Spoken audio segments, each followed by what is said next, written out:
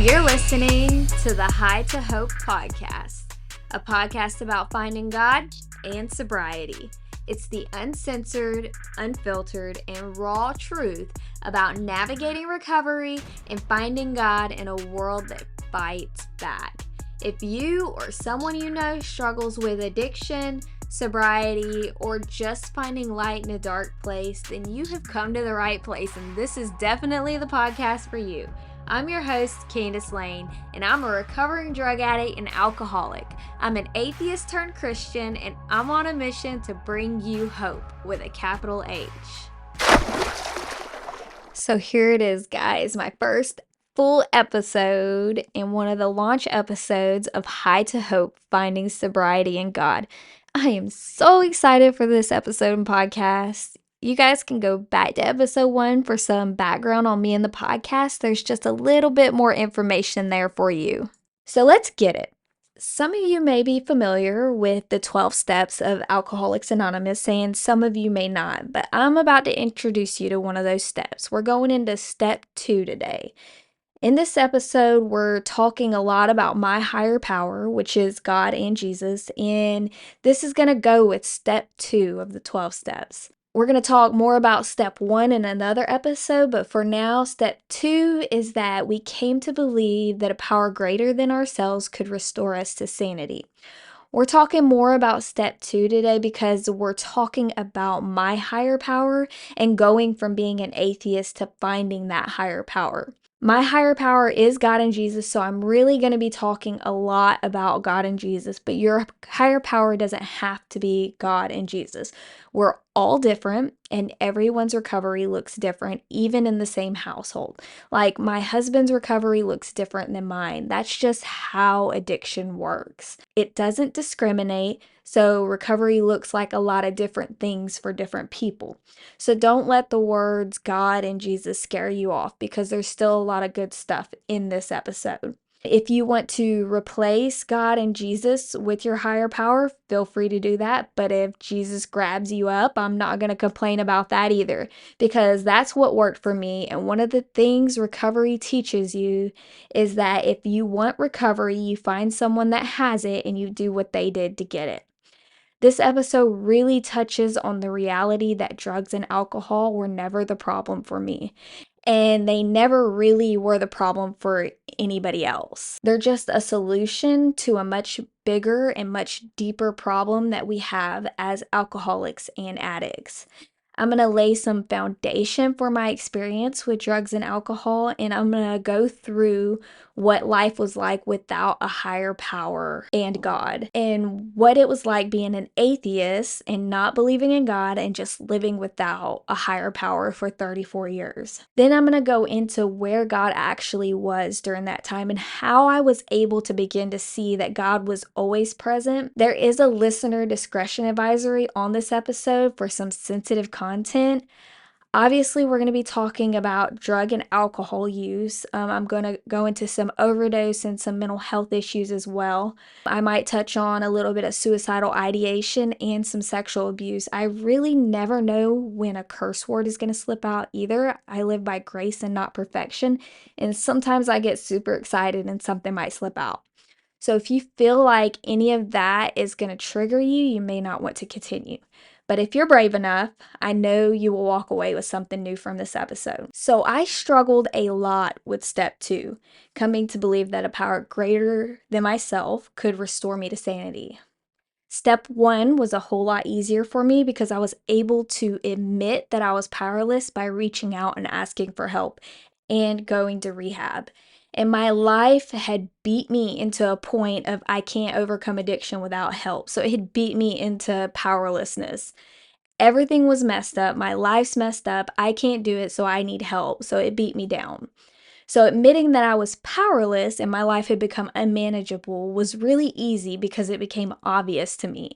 I had already done it at that point by the time I got to rehab. But the harder part was step 2, because you have to come to believe that a power greater than yourself could restore you to sanity. For one, I had to see that my life was insane. that going and doing drugs and tearing my life down, then trying to stop and doing it again and again and again, that was insanity. They say the definition of insanity is doing the same thing over and over and expecting a different result. And that's exactly what I was doing. So, first, I had to come to that point where I saw the insanity in my life, which was still easier than coming to believe that a power greater than myself could help me do this. At the point when I had went to rehab, I believed that I can do this. I can go to rehab and get some clean time and I can do this. I believe that within like my own strength, with my own willpower, I could get off drugs and alcohol if someone would just show me how and keep me away from drugs and alcohol for a little while, then I could do it.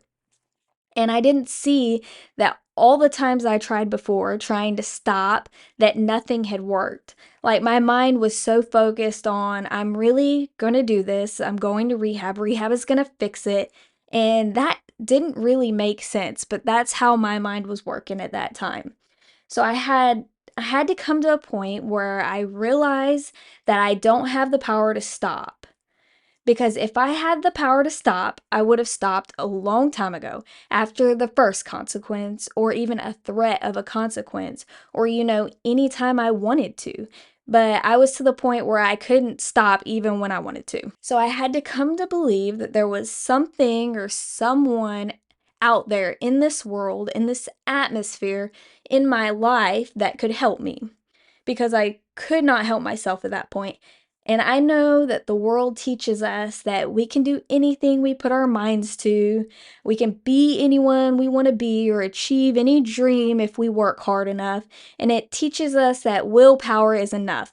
But the dirty truth of it is that willpower isn't enough to overcome addiction. It's just not. And guys, I'm telling you, like as drug addicts and alcoholics, whether it's drugs or alcohol, you've got to come to the point where if you've lost your children, you've lost your car, you've lost your house, you've lost your spouse, if you've been to jail, and you still continued to use drugs and alcohol, then you do not have it in your power to stop on your own. That is just the truth of the whole thing. If you did have the power to stop on your own, you would have done it a long time ago after the first consequence, or after you got arrested, or after you lost your children, or after your spouse threatened to leave. If you could have stopped in your own power, you would have done it then. But it's not in your own power. You can't do it in your own power. So you didn't stop. So here we are. So we've got to come to believe that a power greater than ourselves can help us, or we're hopeless. But luckily, so many people out there who've been addicted to drugs and alcohol, and they've came to believe that a power greater than themselves could help restore them to sanity, and it has worked, guys. It has been working since 1935 when Bill and Bob founded AA. And we're about to get into, the whole story of how or why that was so difficult for me to come to believe in something like that, because I didn't grow up with God or Jesus. So I'm just going to start, and we're just going to go back, and I'm going to tell you a story. So let's start with my childhood and how I grew up. And how I grew up was not centered around God at all. God was not a part of my childhood household. It was not something that was brought up when I was younger. I really had no idea who God was or what God was or anything about God or Jesus. I just didn't know. We didn't talk about it. We didn't go to church. And in turn, I just didn't know he existed. And then I got to the point where other people would say something about Jesus or God, and I didn't believe them because he was non-existent in my life, so I thought. And I thought that faith and religion was just something crazy people held on to make themselves feel better about their lives. That was just a belief that I had. And that after everything I endured in my childhood, the sexual abuse, the abandonment, the child neglect, all those things I dealt with. I just couldn't believe that God existed and that he was good because I never heard of him and I never saw him and all those things that happened to me. So it just didn't make sense in my tiny little child brain for that to even be a thing. It's like, how do you believe in a banana if no one has ever showed you a banana or even talked about a banana before? You don't even know it exists. So how can you come up with that in your head? Like, how can you believe it? But I do remember this soul incident where this belief that God doesn't exist was actually solidified. Where, you're coming out of your childhood and your childhood beliefs are congruent with your parents' beliefs, and then you come into your independence as a teenager and you start forming your own independent beliefs and ideas. But I remember the moment that this was solidified, and I just decided I don't believe in God. Like, there's no way there's a God. That's what I thought. So I went to summer camp. I went to this Jesus camp when I was 16. I was in foster care at the time, and the system had sent me to this camp on a scholarship. I really had no idea this was a Jesus camp until I got there. So imagine my surprise when I got there. I was not very happy. Anyways, there were these t-shirts they sold. The camp sold them, and it had the camp name across the front and it said something about Jesus on the back. And I noticed that the kids that were popular and anyone who was anyone within the camp had one of these shirts. So I bought this shirt while I was there. And I really don't even remember what the shirt looked like exactly. I just know it had the camp name and something about Jesus on it. But I don't remember exactly what it said about Jesus. I honestly didn't care what it said about Jesus. I didn't believe any of it. I didn't get the shirt because I started to believe in Jesus and had become aware or convinced of God's existence. I got it because all the popular kids had this shirt, and it was a sign that your parents had money to put on your camp account. And at the time, I was in foster care. I remember thinking that I didn't want anyone to know that I was there on scholarship and that my parents had not paid for me to come. And I had just enough money to get this shirt, like barely enough. So I bypassed all the drinks and the snacks and the ice cream, and I lied. I told everyone that I only drink water and I don't like snacks because I'm not trying to gain weight. So I wouldn't have to explain why I didn't buy snacks and ice cream and soda pop every day. No one will know, right? But they're gonna know. So I bought this shirt so it looked like that my parents cared about me. And I thought that if Jesus was real, why would I even be put in this situation? Like, why am I in foster care?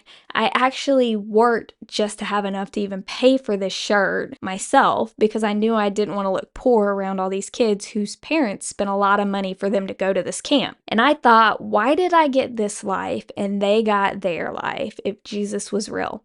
And if Jesus is real, I must not be important enough or good enough or born to the right family. And if Jesus is real, then Jesus must not care about me. So that moment was when it really solidified for me, like, there's no way there's a God, there's no way there's a Jesus. Because why would any of this happen? So I recently sent my daughter to this camp, the same camp, and now I'm able to tell this story 20 years later as part of my story. So these things are divinely appointed. Nothing happens by chance. We never know when something we're going through is going to help someone else. And I definitely couldn't see that 20 years ago as a teenager. So at that point, I just refused to believe in God or Jesus. And that's how I lived my life for a very long time. And I think every atheist or agnostic or person who doesn't believe in a higher power has this moment somewhere in their story where they can remember, yeah, I'm not going to believe that. It doesn't make sense. So if you are one of those people, just think back to the moment where you really just pretty much said no to God or any other being that you can't see and find it, because you are more than likely going to have to revisit this moment at some point. But because this moment happened, I had no purpose and I had no meaning to my life for so many years after that because I just refused. And the truth is everyone is searching for a purpose in some way, shape, or form. I tried to find a purpose in so many different ways, just like everyone has. I've looked for a purpose in another person. I've tried to find purpose within myself.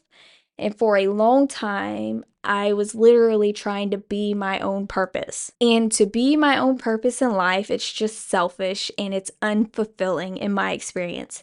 Every accomplishment, every major event in my life, like graduating college and getting married and having children, it just wasn't enough. I needed something else. I was always reaching, and with every step in life, I would gain something and then I would reach for the next thing, still missing whatever the thing was that I was looking for. Like it was just out of reach. And if I could just do this next thing, I might obtain this unknown thing that I was actually looking for. Every victory or accomplishment felt good for a little while, but then I was always left lacking and empty. So then I would move forward looking for another accomplishment to get me to the next temporary moment of feeling good. So no matter what I accomplished, eventually I still felt as if I was a failure. And with every accomplishment came the next question. What's next? What can I do now? I graduated firefighter school, EMT school, CNA school, and nursing school, chasing these achievements to try to fill that void.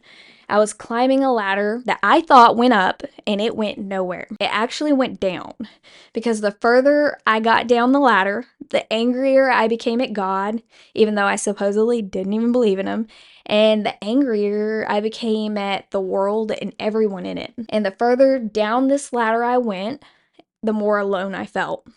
I always felt alone in my head since I was a child. No one understands me, I thought. No one knows what goes on in my head, I thought. No one gets it.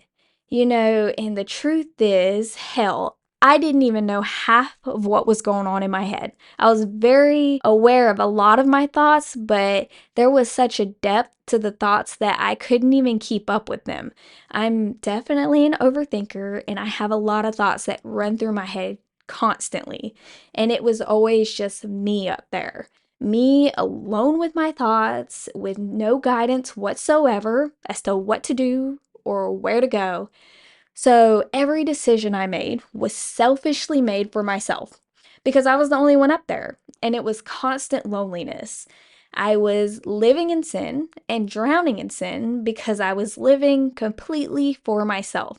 I literally knew no other way to live. That's how the world tells us to live, though. So, how would I know a different way if that's what the world tells me and I have no experience with God? So, Paul says in Romans 7:17 through 19, he says, "And I know that nothing good lives in me, that is, in my sinful nature. I want to do what is right, but I can't. I want to do what is good, but I don't. And I don't want to do what is wrong, but I do it anyway." Without God, all I had was my sinful nature. Now, I'm not saying I never did anything good because I did do, quote, good things.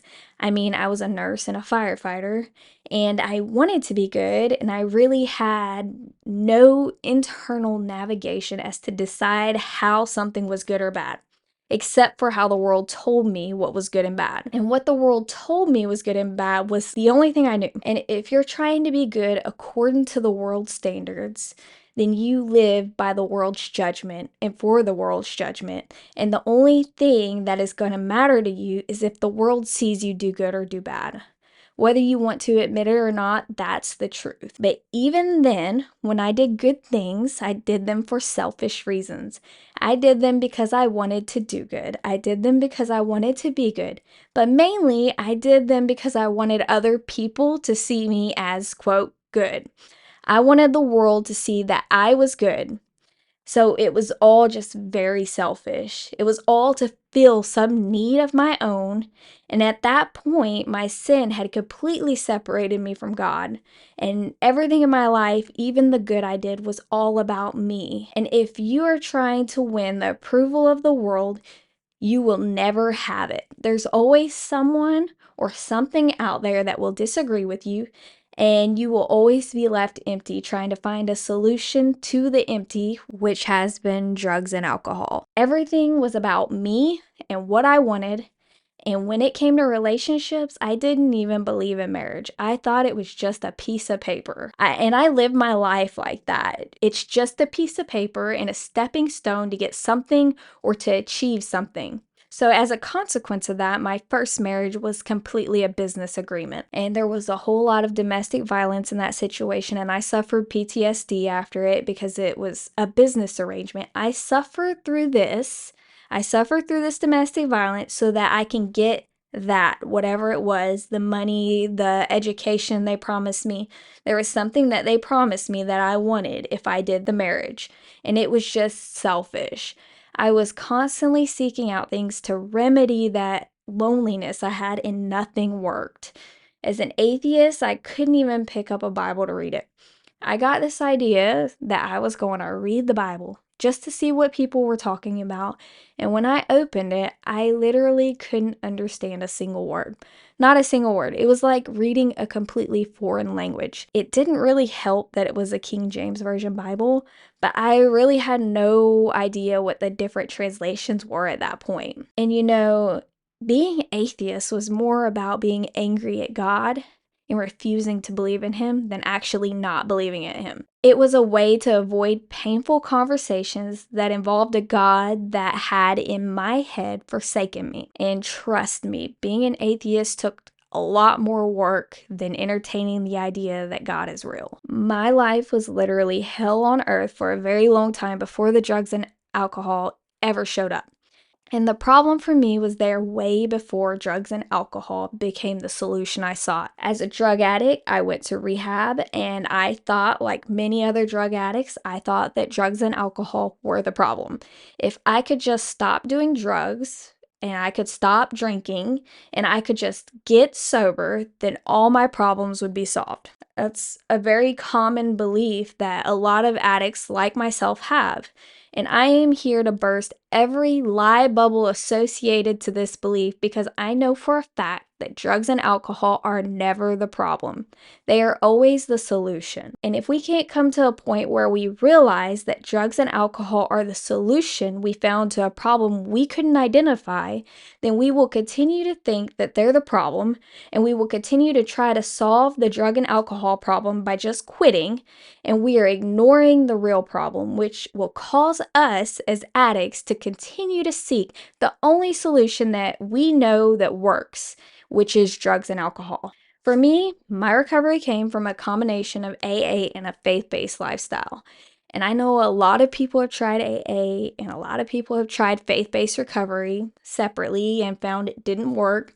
And this is so common. I've seen a lot of people that have come through the same program I went through, which is Catherine's Way in Augusta, Georgia. It's a great program, but they came through that same program I went through, and they literally had a doctorate in rehab. They've tried sometimes up to 30 rehabs or more just to relapse again and again. And today, I've seen many of those people continue to stay sober with the recovery that has married AA and faith-based recovery. So I know what I have found works not only for me, but for so many other people too. So after a while, when I was in rehab, after the detox and after the endless obsession receded, I started to see things differently.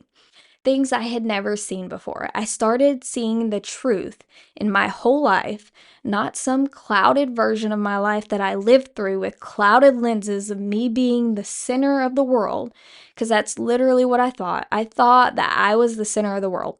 It was, this is my world and you just live in it type of mentality. And one day I'm sitting in rehab, and one of the things that we did was go back to one of the worst moments of our lives and ask Jesus or God where he was in that moment. This was a very important thing for me because I always felt as though God was absent and uninvolved in everything in my life. So when I closed my eyes, I asked God, where were you? And I was immediately shot into this vision of being in a rollover accident with my children in the car. This was one of the most terrifying moments of my life because it was such a terrible accident and I was so scared for my children. 3 out of 4 of my children were in the truck with me, and my youngest was 6 months old, and I saw Jesus with me. I saw him wake me up and put his hand on me as I kicked out the back glass of the truck with my bare feet and 5 broken vertebrae and multiple microfractures to my left arm. I kicked out the back glass and I got 2 of my children out of the truck. And that was always a question I have been asked, and I've wondered myself, like, How did I even do that? How did I kick out the back glass with no shoes on, didn't get a scratch on my foot? And not only that, how did I kick out the back glass with 5 broken vertebrae? So now I know. But I could see my children screaming, but I couldn't hear them. This vision was like watching a silent movie. And when I looked over, I saw my son where he had been in the truck and everything was collapsed around him except for exactly where he was. It looked like a little bubble around him where the truck didn't collapse on him or me. It missed both of us. He was in the seat directly behind me in the passenger seat, and the truck had collapsed in front of us, in between us, and behind us. So next, I look over and I see this gigantic wooden speaker box that should not have been there, but it was. You know, there's a lot of mistakes I made in my past, and my actions weren't always the most intelligent decisions. I mean, I've been divorced twice. We know my past decisions weren't great. So the speaker box should not have been there. But this gigantic wooden speaker box, it had like two 12s in it, and it was sitting between my children in the back seat. That speaker box had trapped my oldest daughter inside the truck. It had fallen over on top of her. And the reason I was unable to get her out of the truck and why they had to cut her out with the jaws of life is because of that speaker box.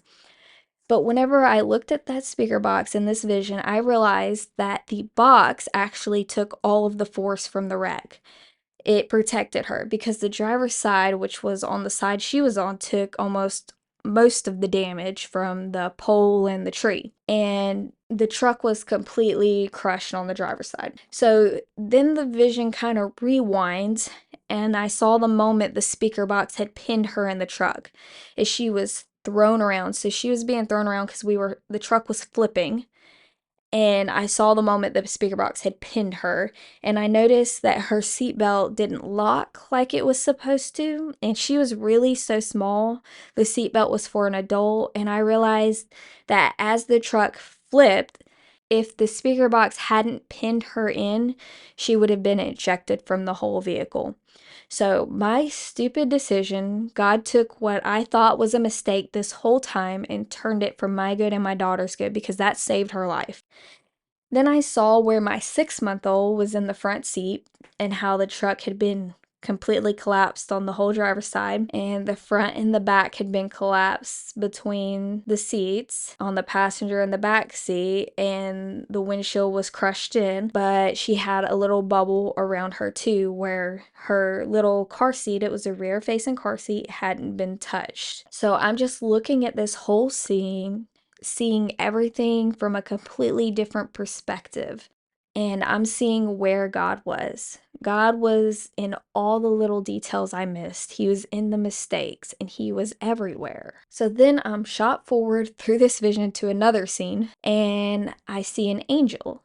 And it was just this bright figure. I couldn't see what it really looked like. It was a bright figure, and I couldn't look directly at it, but I saw the figure lean down, and it was whispering to a woman that I didn't recognize or know.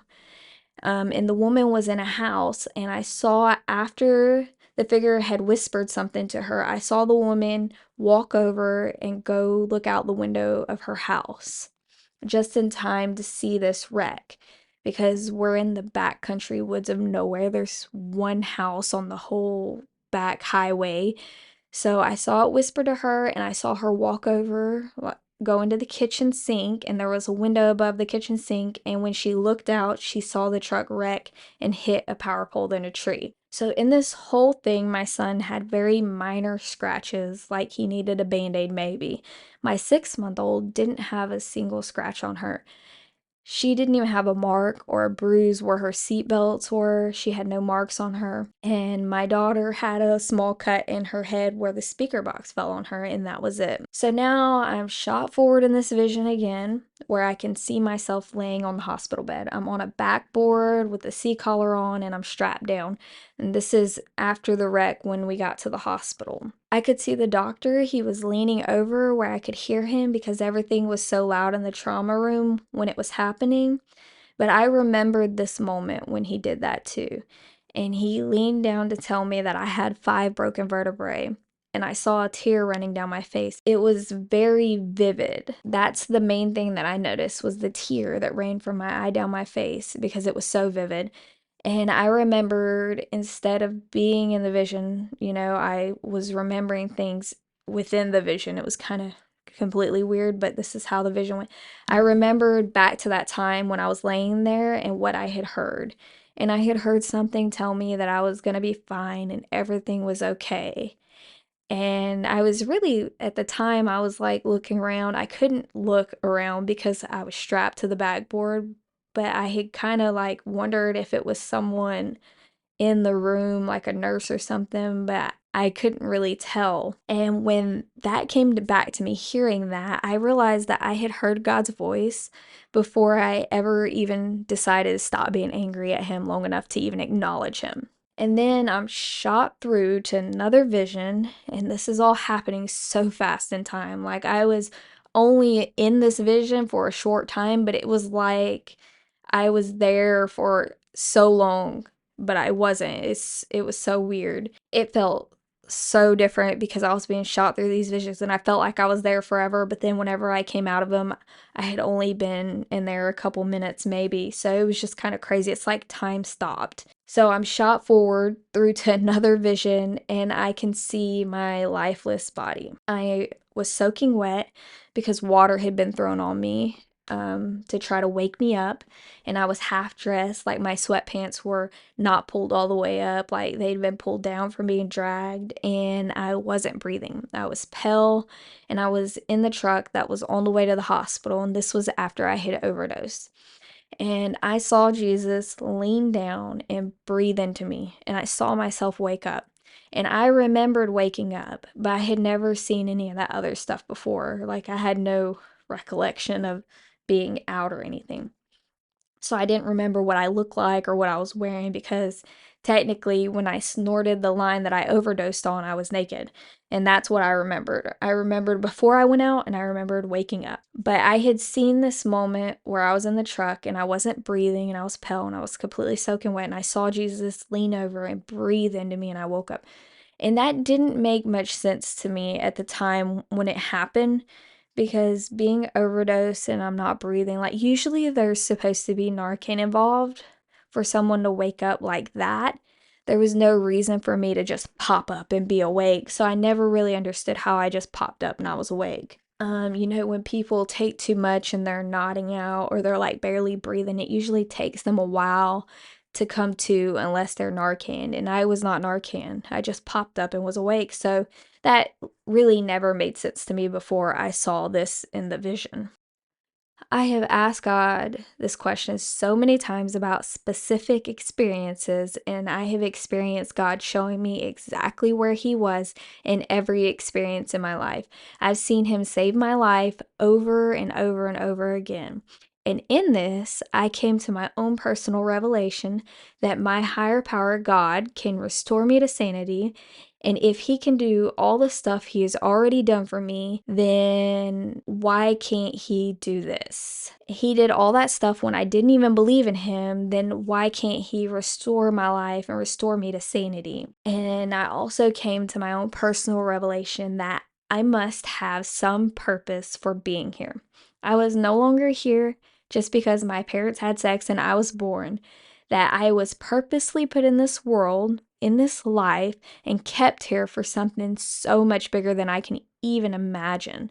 I've literally been protected my whole life. There are so many instances where I should not be here, yet He intervened when I said there was no God. For example, like I was molested as a child by my mother's boyfriend, and then my mom abandoned me and sent me to live with my dad, and that abandonment really stuck out to me, and I was very upset about being abandoned by my mother. Like, it was a deep wound for me. It was a huge trauma. But I realized that if my mom had not abandoned me, I would not have gotten out of the situation where her boyfriend was molesting me. So it's just a lot of different things that I've experienced over and over where it's like I didn't know what was happening and I was very hurt by it, but then now I see it differently because these things had to happen and it was a way to protect me even though it didn't seem like it at the time. So even when I refused to acknowledge God and said I didn't believe in Him, He still knew my name. He still never left me. And even though I was never taught about Him, He still loved me. I never worshiped Him as a child. I don't even know if I said my prayers. I can remember so very little about my childhood. But the best way I can describe it is as love. And the best way I can describe love is as a living being. It's a spirit. The spirit of love, it breathes and it grows when it's nurtured and it recedes when it's neglected. And the more you love and are allowed to love, the more it grows. Everyone kind of probably knows 1 Corinthians 13, 4 through 7. It's the one that starts out with love is patient, love is kind. Like you see it on all the posters and the wall art and a lot of different like notebooks. This is a very common verse. If you've never heard of it, you should definitely go read it. I suggest the New Living Translation if you haven't spent a lot of time with the Bible, but you've probably seen it somewhere. It gives us a very clear picture of what love is and how you can recognize love. And if God is love, then this is a very clear description of God. And the Bible is either all true or none of it's true. You either believe the whole thing or you don't believe it. And at this point, I know way too much to not believe what's in that Bible. And what I mean when I say like love grows when it's nurtured and it recedes, when it's neglected, is God's love never really goes away from you. But if you're not looking for it, you will not be able to find it. So the more you nurture it, the more you'll see it. And the more you neglect it, the less you'll see it. And I believe as addicts that we're all searching for love. Like we all want to be loved and accepted, and we have a hard time feeling loved and accepted. And we look to find love in the world and in people, and they're just not capable of giving us that type of love that can heal us and help us through our addiction. No one in this world is perfect. The world isn't perfect. People aren't perfect. Therefore, it cannot love you perfectly. People can't love you perfectly, and the world cannot love you perfectly. And as addicts, we need to dig in and find a higher power that can love us perfectly and accept us perfectly, just how we are, and enough to help us change what we've been doing so that we can recover. So, my challenge for you is that if you're struggling with God or your higher power, or you're angry at Him, or maybe you just don't understand where He was and why He abandoned you, my challenge for you is to go back and think of some moments when you felt the most alone. It may be a traumatic experience for you, it may be something else, but ask God where He was and ask Him to show you. Because I promise He never abandoned you. It's just not in His character. He's the same God yesterday, today, and tomorrow. And I have no doubt whatsoever that if you ask Him or you call out to Him, that He will be there. You don't think about God or think about asking God to show you something unless God has put that in you to ask Himself. And if He's done that Himself, He's got a place for you. And if you're listening to this podcast, it's not by chance. There are no coincidences in this world, and I am convinced that you're here for a reason. And with that, I'm going to leave you guys until the next episode. So let's go ahead and talk about the next episode. The next episode is called What is Addiction? And we're going to be talking a little bit about what addiction is and go further into my struggle with mental health issues. And I'm going to go through my downfall into addiction and how I can clearly recognize now that it is addiction, even though I definitely couldn't see it for a very long time. So clarity is the mission for the next episode. Go ahead and hit the subscribe or follow button because things are starting to get good. And please rate and review this episode. If you do rate and review it, it puts you in for a merchandise giveaway for the next 2 weeks. And it really helps the podcast get out there to reach more people. The power is with every listener that comes through here. In my letter to addiction, I told addiction that I was coming for every soul it was trying to steal, and I meant every word of that, but I need your help. And if you do rate and review, please send an email to hightohopepodcast@gmail.com. It'll be available in the show notes so that we can have your contact information in case you win. Or you can go to the contact form at highthohope.com. And if you are struggling with addiction and you need help, I have some resources listed in the show notes for this episode, as well as some other resources. And you can find more information and High to Hope merchandise on our website too.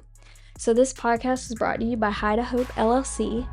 And I thank you guys so much for listening to High to Hope, Finding Sobriety in God. I cannot wait to connect with you in the next episode, but until then, God bless you and don't give up.